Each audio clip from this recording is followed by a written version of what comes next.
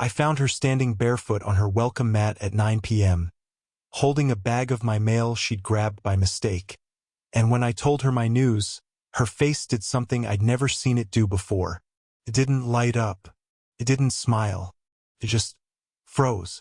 I'm Nathan Cole, 34, a civil engineer in Denver, and the neighbor I'm talking about is Priya Shah, 32, a veterinarian who lived in the unit directly across the hall from mine for the past 3 years.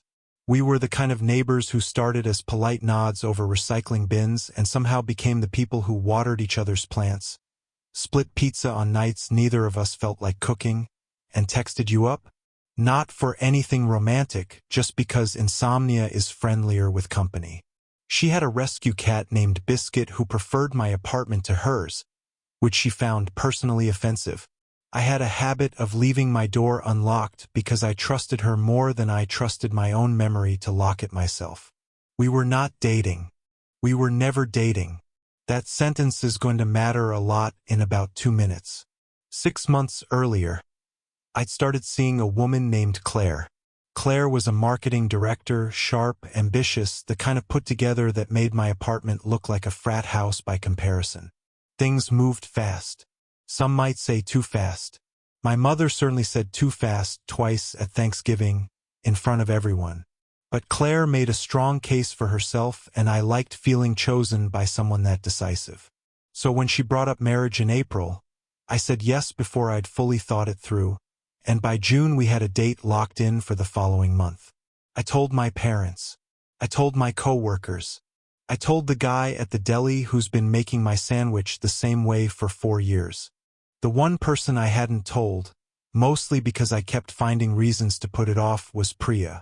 That Tuesday night, she knocked on my door holding a stack of mail the mailman had shoved into her box by mistake, mostly credit card offers and one water bill. She was still in her scrubs from the clinic, hair pulled back, tired in that specific way that comes from spaying cats and comforting crying pet owners in the same 8-hour shift. "You've got Comcast's Undying Love again," she said, handing it over. "Also a coupon for carpet cleaning that I think is targeted at your soul specifically. My soul appreciates the savings." She leaned against my doorframe the way she always did, like she wasn't planning to stay but also wasn't planning to leave. "You look weird. Weirder than usual. I have news." "Is it about the carpet?" "I'm getting married." I watched it happen in real time. The easy half-smile she always wore around me slid off her face like something had physically pulled it away. Her hand, still holding the doorframe, tightened. For a second she didn't say anything at all, and the hallway got so quiet I could hear Biscuit's bell collar jingling somewhere behind her door. "Next month," I added, like the timeline would help. "Next month," she repeated. Not a question. Just the words, flat, like she was testing whether saying them made them more real or less. "Priya?" She blinked hard, once, and something shifted behind her eyes, some door slamming shut, before I could see what was on the other side of it. Wow. That's fast. I know it seems sudden. To Claire. It wasn't a question either. Yeah. To Claire. Priya nodded slowly, arms crossing over her chest now like she needed the barrier. "You're making a huge mistake." I actually laughed because it came out of nowhere, because Priya didn't say things like that. Priya said things like, "Your plant is dying. Stop pretending it isn't, or you put too much cumin in everything. It's a cry for help." She didn't hand down verdicts on my life. That's a strong statement for someone holding my Comcast bill. She didn't laugh back.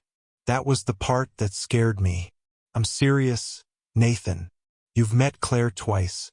I don't need to have met her 50 times to see that you go quiet every time she's here.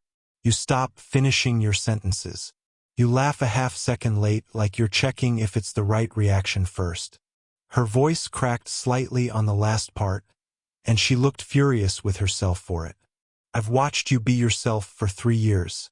That man doesn't come out when she's around."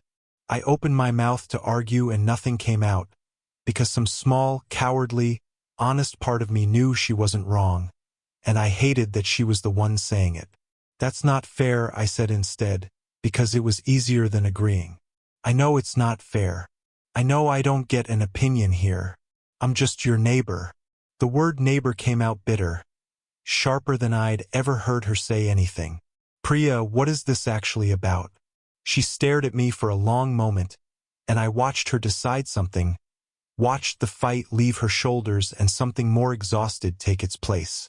It's about the fact that you told me you were falling for someone else, and I smiled and said congratulations and went home and cried into Biscuit's fur like an idiot, and I never told you because it wasn't my right to make it weird. It's about the fact that I have watched you build a life with a woman who doesn't know your coffee order, while I have known it for 3 years and never once got to be more than the girl across the hall. The mail was still in my hand. I don't remember when my fingers had gone numb around it. You never said anything, I managed, because you never looked like you were waiting for me to. We stood there, the length of a hallway and 3 years apart, both of us finally saying the thing neither of us had let ourselves think too loudly. I have to go, she said, before I could find words that made any sense. Congratulations, Nathan. I mean that. I want you happy. She turned toward her door, and her hand was shaking slightly on the knob. I just don't think it's with her. Her door clicked shut. I stood in the hallway holding a water bill and a coupon for carpet cleaning, staring at 4B like it might open again and explain itself. I didn't sleep that night. I kept replaying 3 years of unlocked doors, split pizzas, and a cat who apparently knew something I hadn't let myself see. I thought about how Claire and I never talked past 11, and how Priya and I never seemed to stop. The wedding was in 4 weeks.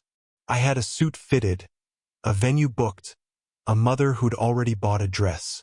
And across the hall, a woman who'd just told me the truth at the exact moment it was most inconvenient to hear it, because that's apparently who Priya is. Brave when it costs her something, honest when silence would have been so much easier. I didn't have an answer that night.